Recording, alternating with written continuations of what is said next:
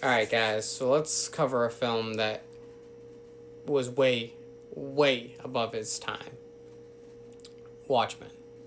Came out in 2009, rated R, 2 hours and 42 minutes.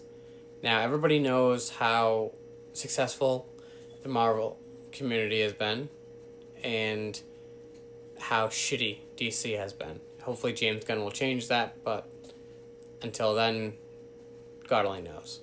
So, like I said, Watchmen came out way above its time. I feel like if they piggybacked off of this, then maybe DC wouldn't be so down the tubes. I mean, the cast in this film is amazing. You have Jackie Earle Haley as Rorschach. You have Patrick Wilson as Dan Driver, aka Night Owl. You have Carla Gugino as Sally Jupiter, aka Silk Spectre. You have Malin Ackerman as Laurie Jupiter, aka Silk Spectre 2. You also have Billy Crudup as Dr. Manhattan, whose real name is John Osterman. Then you have Matthew Good as Adrian Veidt, aka Osmondius. And then lastly, we have Jeffrey Dean Morgan as Edward Blake, aka the comedian. Now, every one of those guys that I mentioned, a lot of them you can see behind me. But what you don't know is that they're all really fucked up. The whole film starts off with the comedian being killed, and then Rorschach realizing that everyone that used to wear masks are being killed. And it's set back in the 80s, so they're worried about the Cold War with Russia. And so it's kind of like an alternate universe where these guys stepped in and we won Vietnam. But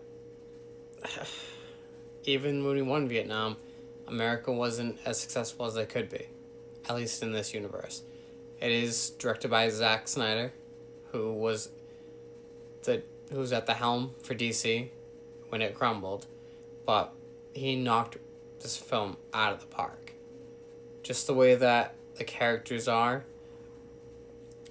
I specifically don't like Jackie Earle Haley, but he does very well in this film. And then Patrick Wilson, I don't think there's a film that he's done that he wasn't good in. If you think that there is, let me know. And then Billy Crudup, who plays Dr. Manhattan, perfect. I loved him. And then you have Malin Ackerman, who plays Silk Spectre 2. Not only is she smoking hot, but she's amazing in this film.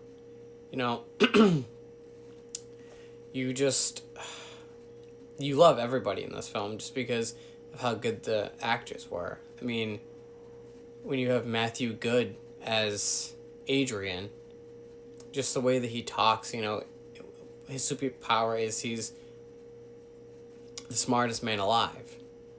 And it's kind of crazy when you're watching this and you're like, if he's so smart, why can't he figure out the killer? It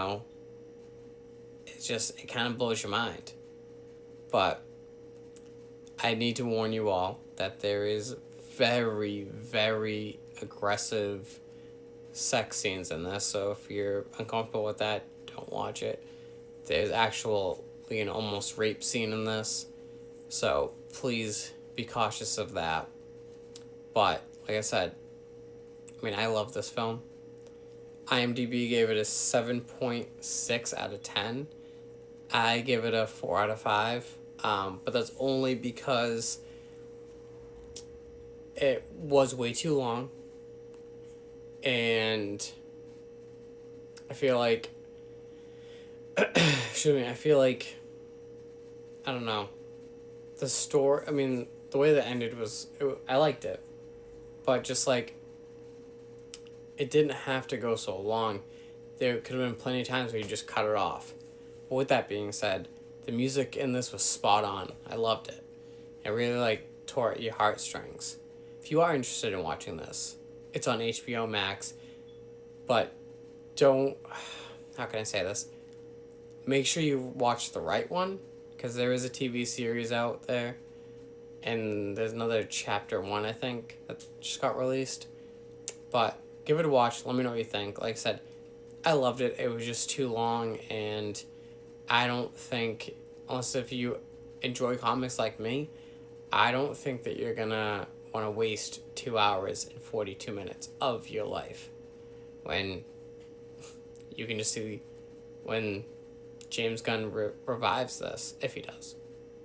But give it a watch. Let me know.